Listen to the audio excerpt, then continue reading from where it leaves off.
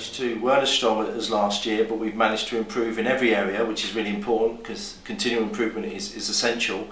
Our 5 A's to C's, including Maths and English, has gone from 59% to 65%, and for me that's a crucial statistic. That's the one that really counts. Our 5 A's to C's have gone from 80% to 93%.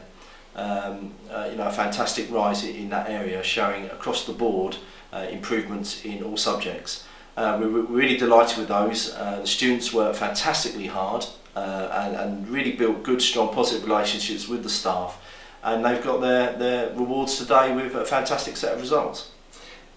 Anybody who walks into this school will see it's a very focused school and that people know where they're going. Would you say that's one of the reasons for your success? Yes, I think one of the reasons is fantastic staff at the school, really fantastic staff at the school. And when I say that, they've really built good, positive relationships with the students. And I think that was very evident on a year group who academically on paper weren't very strong, but really worked hard, really worked with the teachers, all right, really responded to them, and had done fantastically well. We, again, beat the records of what we achieved last year. This is the best year of results we've ever had, and we've got to keep saying that, and it doesn't matter what the year group in, we have a responsibility to make sure that students leaving this school have every chance in a tough climate in future life. So I'm actually over the moon with that. Our 5 A's to G's as well was 100%, and 5 A to G's including Maths and English is 100%.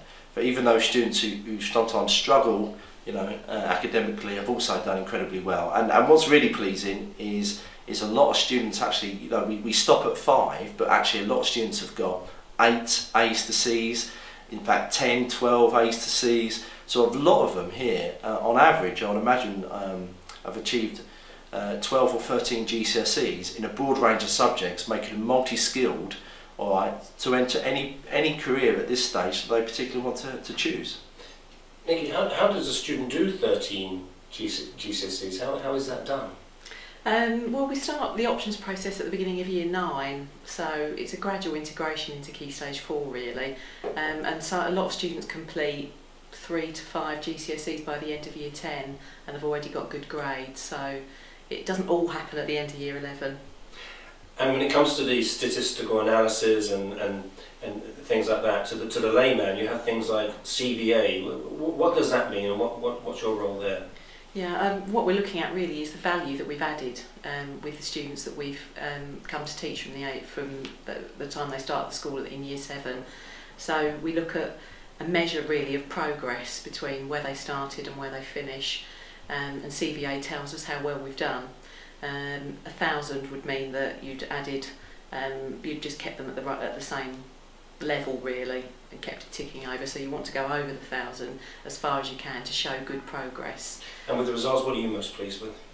We expect a really good CVA this year. We had a good result last year, we think we'll improve on it this year.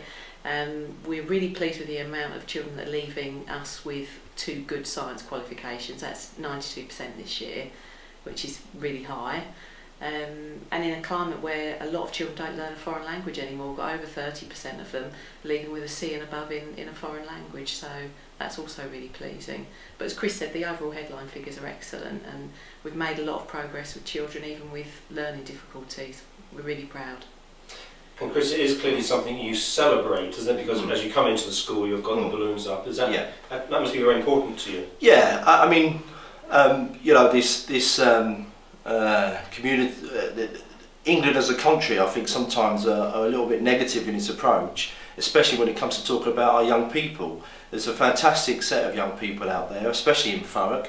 They're the best children I've ever worked with. This year group were a credit to the community and a credit to the school. There's so much personality and talent in there.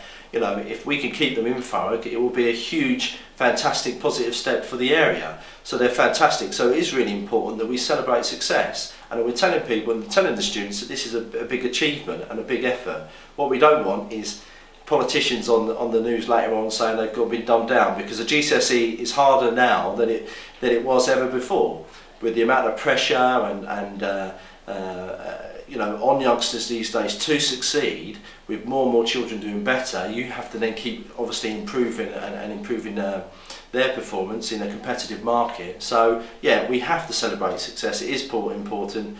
A lot of the students will open up today and feel tremendously satisfied with what they've done, and then come on, let's celebrate the success. Let's build them up and say well done to the students for a fantastic effort.